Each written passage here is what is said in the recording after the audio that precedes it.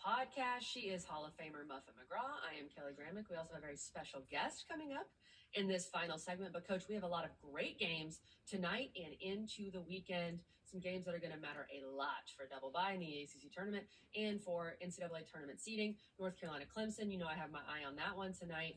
Duke and Louisville, the big one on ESPN at 7 o'clock. Catch Coach at halftime of that game. Virginia Tech, Notre Dame. Megan Duffy returns to South Bend. And then coming up over the weekend, NC State and the Hokies, Louisville, Syracuse. So much to discuss with our special guest, Stephanie White, who is one of our wonderful Now, Stephanie analysts White at ESPN, now joins the show also the national player on of the year at Purdue ACC back in the Basketball day. So, Podcast on big-time TV resume. I've got yesterday. two great coaches on the show with me. I'm just going to kind of be She's the the one head guy. coach of But the Steph, welcome. And I know you're in Indiana Louisville. You're Fever. excited for this Yeah, week's Skinner showdown Clark's tonight. You're on head the coach. call. Give us your overview of what Before to her, expect it was in Christy today's Science Size. Center tonight. So, hey. Yeah, I think it's going to be a great environment.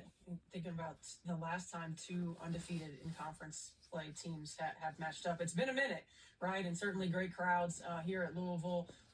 Louisville, great offensive team in this league, and Duke, of course, bringing that defensive mentality. So I'm really excited. Looking forward to seeing how it plays out. Steph, I love listening to you. I think you do just a great job with the commentary. What are some things that you look for when you go to the shoot around, when you're watching film on these teams? Yeah, I think first and foremost, just tendencies, player tendency, team tendencies, where their strengths lie, where some of their vulnerabilities are there teams that are exploiting it, taking advantage of it, so to speak. When you get an opportunity to watch shoot around, and you can kind of get a sense of what the energy of a team is like and what the vibe, that as a coach, sometimes you never know how they're going to show up, and sometimes you're like, we're not ready.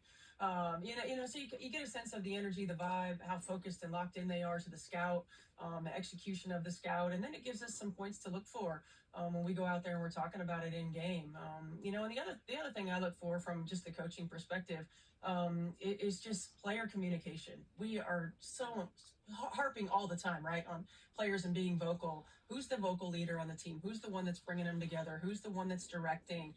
Because I think it gives us a little bit of insight on the broadcast to help the viewers understand who that person is, on the floor.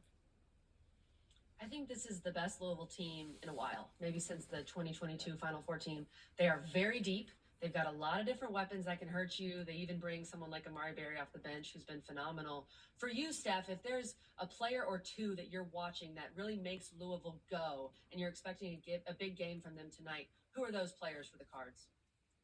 Yeah, I mean, certainly you mentioned it with Amari Berry, and mostly because she can be such an impact and go-to scorer, and she's not afraid of the moments. I think having somebody like that comes off the bench, certainly you saw what she did in that NC State game, just not afraid of the moment. I think Taj Roberts, and I think her ability to go from being a primary scorer a year ago to now being a playmaker. I think the way that she's facilitating and running the team has been really impressive. She struggled at points throughout the course of the season in her shooting, but still impacting the game in a lot of different ways. And for a young player to grow into that role, it's been really impressive. Who are you looking at on Duke for who's got to play well tonight?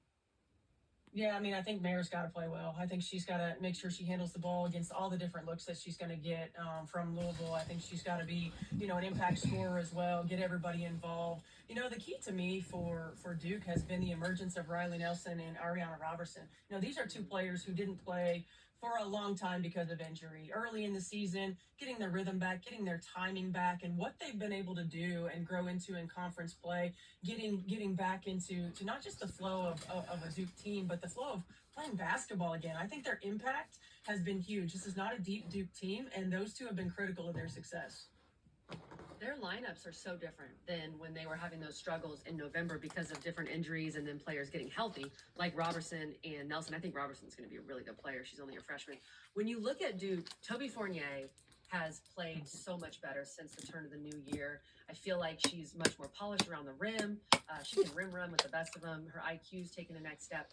But she struggled against Louisville last year, and some of that was foul trouble. Some of that was just, freshmen. What does Toby Fournier need to do tonight for Duke to be successful? I think she can't press. Duke is going to give her Louisville is going to give her a lot of different looks. Sometimes the double's going to come, sometimes it's not. I think the thing with Toby is that the game's slowed down a little bit for her. So understanding where they're going to come from. You might not know that against a Louisville team that likes to get creative. And so being able to stay in the moment, to not rush, to take her time, certainly her best ability is availability, and staying out of foul trouble has been critical to her and her success. I think she's going to let the game come to her. She's got to in this situation. And I think one thing I really like about what Duke has done with Toby is they're moving her around the floor. Well, that makes it harder to game plan, right? So she's not just getting it on the low block. She's not just getting it in transition, playing on the elbows, using her in ball screen, using her in ball reversal. I think it's the ability to keep the defenses off balance while doing that has been good for her. This Louisville team is so balanced, and I know as a coach, I used to kind of like to know who I could rely on to go get 20 or to have a big game, and it seems as if they're picking a number out of a hat. Like, today's my day to get 20. As a coach, and when you look at that, how do you feel about the balance that they have? I love it. I think it's hard to game plan against. When you're defensively trying to come up with game plan, it's much better when you can focus on 2 or 3 players, right? And now you don't know, and I think it helps. This is a young Louisville team, really, and to see the way that they have all accepted roles, accepted, sometimes it's your night, sometimes it's not. I think it's really impressive. They seem very mature. They seem very open to the team concept and the depth concept of what this team is like. And look, we think about the successful Louisville teams in the past, and they've always had a go-to scorer, right? You've had a Asia Dury, you've had a Dana Evans, you've had somebody that you just put the ball in their hands and let them go to work. And I think that this team, because of this balance and because you never know, I think it's a strength for them, and I think it's a challenge for opponents. I'm really excited for this game. Cannot wait to see how Duke looks in this environment and if Louisville can continue to do what they've done over the past couple of months, really since that Tennessee game. Steph, a little off topic for you because you wear a lot of hats. You're the coach of the Indiana Fever, of course. You call a bunch of games for ESPN. You're a mom. You do so many different things. What is your schedule like? I mean, how on earth do you keep up with all of this stuff? It's nuts. Logistics are big, right? Like having a calendar, making sure you know what to do. Also the village. But I'll tell you what, I always appreciate Coach because way back in the day when my oldest was first born, I was calling a Notre Dame game. I think it might have been at Purdue. And she told me, because I was so worried about how I was going to do everything. And she told me, we talked about just their ability to come into the environment of what you do, right? And she said, elementary school, don't worry about them going to school. Give them experiences, right? When they get older, they're gonna have much more responsibility when it comes to being in school. And I tell you, my kids' life experience that they've gotten being a part of teams. Being a part of what we do in various levels, whether it's calling games or going on the road with our teams. The ability, I have all boys, so to see strong women and to support strong women and to value, my oldest asked me last night, he wanted to go watch the 8th grade girls team play because he's just such an advocate for women in general, but women in sport. Like that lesson, he can't be taught any other way. And I'm just so thankful for great mentors like Coach and opportunities that I've been given, but also the people that I work with and have been surrounded by that allow me to include my family, because we wouldn't do what we do at the highest level if we couldn't include our family, and we don't have to make those choices. And so I'm thankful for that. Thank you for that. Hey, I have a quick off-topic question. We had Marina Mabry on the podcast earlier. You coached her. You coached Caitlin Clark. They got into a little bit of a scuffle this year, which would have cost Marina $40 in the crash out jar. Who do you think started this scuffle? Oh my gosh, I don't know who started it because I think they're both 2 of the best trash talkers in the game.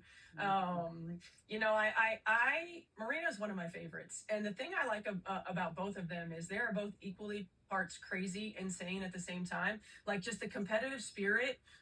They hate to lose more than they love to win. Like they both are just crazy competitive, and they have so much respect for one another. And I love that. But yeah, I'm not sure who started it. I don't want to get in trouble with either one of them.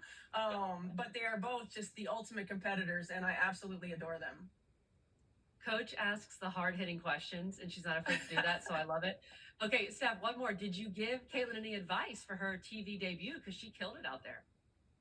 I didn't. I was actually overseas scouting, and so I didn't coordinate and with her, but she's a natural. I mean, talking about basketball is the thing that she